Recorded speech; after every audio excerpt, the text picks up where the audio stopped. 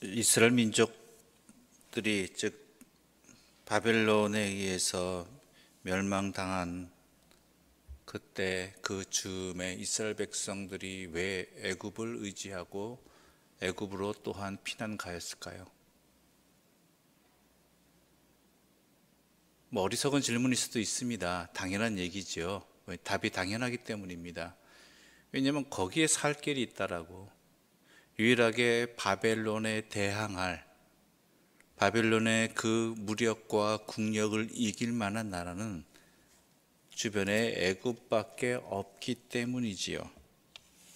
그런데 문제는 뭐냐면 하나님의 뜻이 어디 있었느냐라는 것입니다.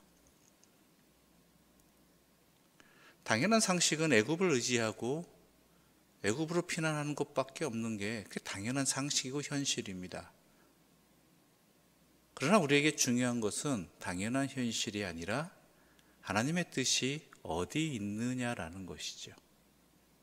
자신을 침략한 바벨론에 항복하라고 하는 것, 그것이 받아들이기 힘든 사실입니다. 그렇지만 하나님의 뜻이 어디 있느냐가 중요하다는 것입니다. 그래서 항상 일반적인 상식 중요하고 현실 또한 중요하지만 그에 앞서서 항상 우리가 놓치지 말아야 되는 부분들은 하나님의 뜻이 어디 있느냐라는 것이죠. 그래서 항상 구해야 되고 또한 살펴야 되고 헤아려야 되는 것입니다. 들어야 되는 것입니다. 왜 애굽으로 이스라엘 백성들이 피난하였는가? 애굽을 왜 의지하였는가? 바벨론에게 왜 항복하지 아니하였는가? 그건 지금 우리가 보는 시각이고요. 그 당시 그 현실 속의 사람들에게 있어서는 그거는 너무나 당연한 그러한 현실이고 또한 선택이었다라는 것입니다. 그렇기에 우리 또한 조심하고 살펴야 됩니다. 우리 또한 항상 하나님의 뜻을 구하는 것을 게을리하지 말아야 됩니다. 안 그러면 우리 또한 너무나 당연한 일이기에 1 더하기 1은 2처럼 마치 변함없는 사실처럼 선택의 여지가 없는 것처럼 우리에게 보여지기 때문에 우리가 쉽게 미혹되기 쉽다라는 것이죠. 놓치기 쉽다라는 것입니다. 오늘 우리가 읽은 본문은 이 46장은 애굽에 관한 하나님의 말씀입니다. 애굽이 바벨론 왕 느부갓네살에게 패할 것이다 라는 그러한 말씀이 오늘 본문 내용 속에 곳곳에 들어있고 전체적인 내용이 되는 것이죠. 왜 하나님께서 애굽을 바벨론을 통해서 심판하셨는가? 그것은 명백합니다. 애굽이 하나님을 섬기지 않고 우상을 섬기는 대표적인 나라였기 때문입니다.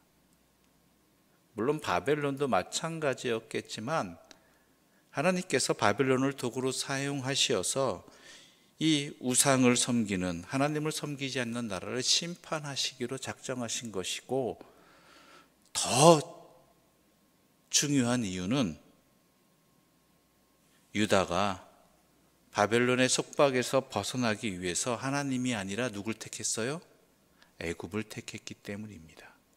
즉 하나님의 뜻은 어디에 있습니까?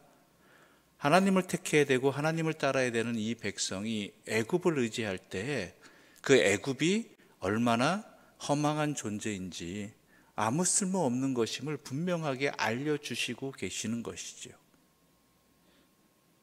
특히 오늘 본문이 기록되어진 이 사건의 배경이 어디입니까?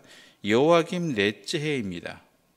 여호야김 왕 때라는 것은 애굽의 세력들이 이스라엘에게, 유다에게 매우 강한 영향력을 나타낼 때였고, 앞서도 우리가 얘기했지만 하나님을 거역하는 모습이 절정에 달했을 때의 모습이죠. 이때 바벨론과 애굽의 군대가 바로 충돌하게 되는 것이고, 그것이 역사적으로 갈그미스라는 전투라고 합니다. 여기서 애굽은 바벨론에게 무참하게 패하죠.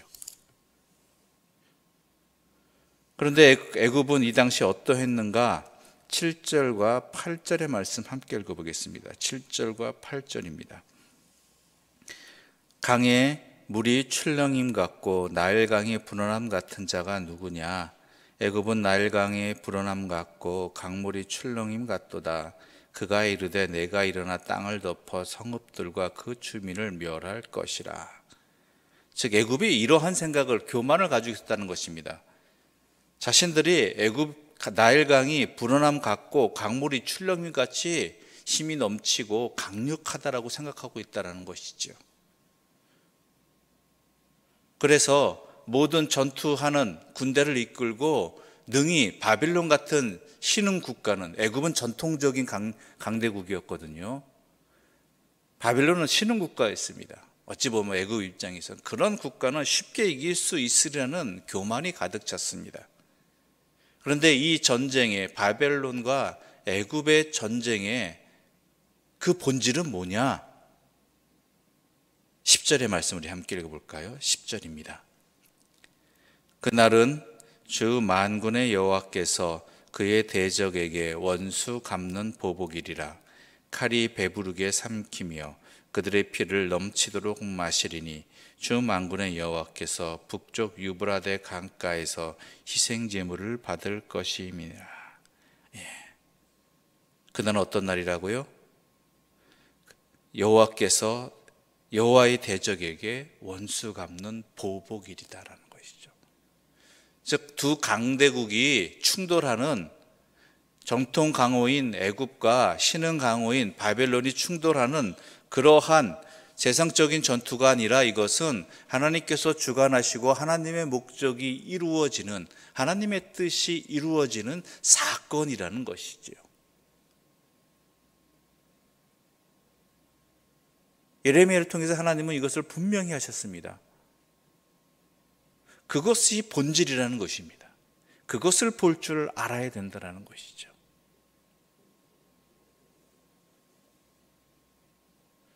즉 여호와께서는 보복하시는 여호와 하나님이시라는 것입니다. 하나님을 거역하는 것, 또한 하나님을 거역하게 만드는 것들에 대해서 가만 내버려 두시지 않으시는 하나님이시라는 것이죠. 어느 정도인가 우리 11절과 12절 말씀 함께 읽어보겠습니다. 11절과 12절입니다. 처녀딸 애굽이여 길르앗으로 올라가서 유향을 취하라. 내가 치료를 많이 받아도 효력이 없어 낫지 못하리라.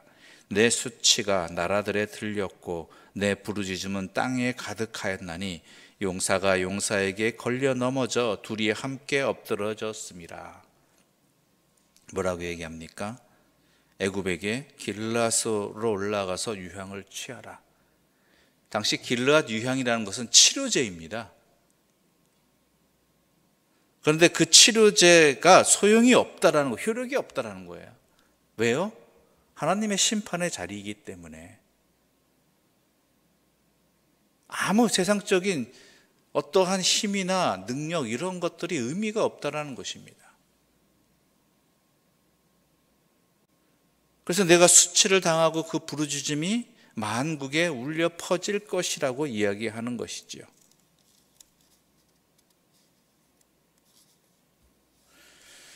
그래서 오늘 본문에서 애굽에 대한 심판을 이야기하면서 하나님이 어떠한 분이신가에 대해서 이렇게 표현하고 있습니다. 우리 18절 말씀 함께 읽어볼까요? 18절에 아주 좋은 표현이 나옵니다. 함께 읽어보겠습니다. 만군의 여호와라 일컫는 왕이 이르시되 나의 삶으로 맹세하노니 그가 과연 산들 중에 다볼같이 해변의 갈멜같이 나오리라.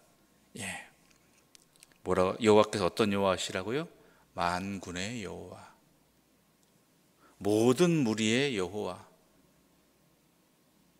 모든 왕의 여호와, 즉 이스라엘의 하나님, 유다의 하나님으로서가 아니라 애굽과 바벨론마저도 주관하시는 그러한 하나님이라는 고백이 여기에서 나오게 되는 것입니다. 말도 안 되는 이야기죠. 정작 하나님을 믿는 사람들이라 일컬어지는 유대 백성들, 남유다는 지금 바람 앞에 등불같이 연약하고 쇠약한 나라인데 그 나라가 섬기는 하나님이 저 강대한 바벨론과 애굽조차도 다스리시는 하나님이라는 이 고백이, 이 깨달음이 바로 여기서 나온다는 것, 우리는 놓치지 말아야 되는 것입니다.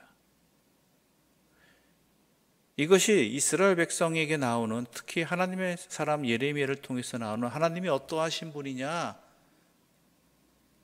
모든 만물을, 모든 나라를 주관하시는 하나님이시다. 그러므로 하나님의 뜻 안에서 세상을 보아야 되고, 또한 하나님의 뜻을 구해야 되고, 하나님의 다스리심 안에 있어야 된다라고 말하고 있는 것이 이 만군의 여호와라는 하나님에 대한 호칭 속에서 분명히 담겨 있는 것입니다. 그런데 그 하나님이 어떤 하나님이신가? 27절 말씀 함께 읽어보겠습니다. 27절입니다. 내 종 야곱아 두려워하지 말라. 이스라엘아 놀라지 말라. 보라 내가 너를 먼 곳에서 구원하며 내 자손을 포로된 땅에서 구원하리니 야곱이 돌아와서 평안하며 걱정 없이 살게 될 것이라. 그를 두렵게 할 자 없으리라. 자, 하나님께서 애굽을 왜 심판하셨을까요? 왜 전쟁에 지게 하셨을까요? 이미 거기서는 분명한 것은 이스라엘 백성들에게 피난할 곳, 가야 할 곳은 애굽이나 바벨론 같은 강대국이 아니라 어디라고요? 만군의 여호와 하나님 앞이다라는 거예요. 그렇다면 애굽이 전쟁에 진다면 바벨론으로 피해야 됩니까? 물론 하나님께서 바벨론에 항복하라고 거기에 너희의 살 길이 있다라고 말씀하셨지만 본질은 뭐냐? 하나님의 앞에 피해야 되고 하나님 뜻에 순종해야 된다라는 거예요. 그거를 말씀해 주고, 지금 이스라엘 백성들이 애굽을 의지하는 이유는 바벨론을 피하기 위해서였거든요. 아니다. 애굽이 아니다. 하나님께 앞이다. 그런데 그 하나님 어떤 분이십니까? 만군의 여호와이시고 게다가 이스라엘을 향해서 뭐라고 얘기합니까? 내 종이다라고 이야기하는 것입니다. 이스라엘 자신의 하나님의 종이라고 이야기하는 거예요. 그런데요, 종은 어떤 존재입니까?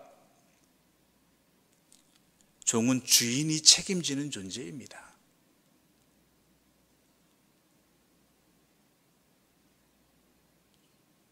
종은요, 주인이 지켜주는 존재입니다. 물론 주인을 위해서 종이 일해야 되지만 그러한 종들이 살 수 있고 먹을 수 있고 또한 일을 할 수 있는 그 모든 근원은 주인이 보호해주고 지켜주는 것이 전제가 되어 있다라는 것이죠. 즉 하나님께서 이스라엘 백성을 너는 나의 종이다라고 말씀하시는 것은, 또한 이스라엘 백성들이 하나님을 향해서 우리는 하나님의 종입니다라고 이야기하는 것은 하나님께서 지켜주시고 또한 하나님이 책임져 주신다는 고백인 것입니다. 깨달음입니다. 확신입니다. 증거인 것입니다.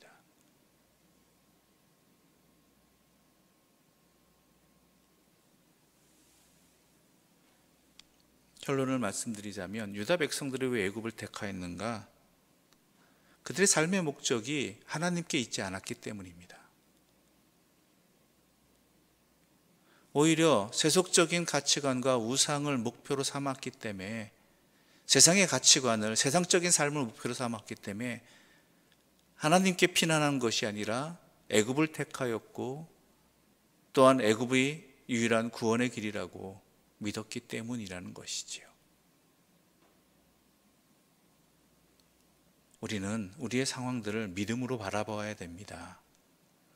모든 것을 주관하시는 만군의 여호와를 분명히 놓치지 말아야 됩니다. 그리고 우리를 책임지시는 우리를 나의 종이라고 말씀하시는 하나님의 그 말씀에 기대어 살아야 되고 의지하며 살아야 되는 것입니다. 바로 거기에 살 길이 있고 거기에 생명이 있고 거기에 또한 소망이 있는 것입니다. 분명히 아십시오. 우리가 살 길은, 우리가 가야 할 곳은 만군의 여호와 하나님 아버지, 그분의 뜻에 순종하는 것에 있다라는 것, 그러기 위해 그분의 뜻을 항상 헤아리고 구하고 깨닫기를 기도해야 된다는 것, 이것을 명심하시면서 우리가 세상에 현혹되어서 현실에 미혹되어서 여호와를 놓치는 어리석은 길을 가지 않는 하나님의 사람들, 하나님의 종들 되시기를 간절히 소망합니다. 기도드리겠습니다. 하나님 아버지, 감사합니다. 우리를 가장 사랑하시는 분, 우리를 다스리시는 분, 또한 세상 만물을 주관하시는 분은 만군의 여호와 하나님이심을 다시 한번 이 말씀을 통해서 이 새벽 깨닫게 해주시니 감사합니다. 오늘 우리가 단 하루를 살아갈지라도 많은 미혹되는 것들이, 현실들이 우리의 눈을 가리워서 하나님을 바라보지 못하게 하고, 또한 제대로 깨닫지 못하게 하고 나아갈 바도 알지 못하게 하는 이러한 현실들이 오늘 하루에도 많이 다가올 것입니다. 그래서 때로는 어리석은 선택을 할 수도 있고, 또한 가지 말아야 될 길을 갈 때도 있고, 또한 목표로 삼아야 될 것을 놓쳐버리는 그러한 슬픈 결정을 할 수도 있을 것 같습니다.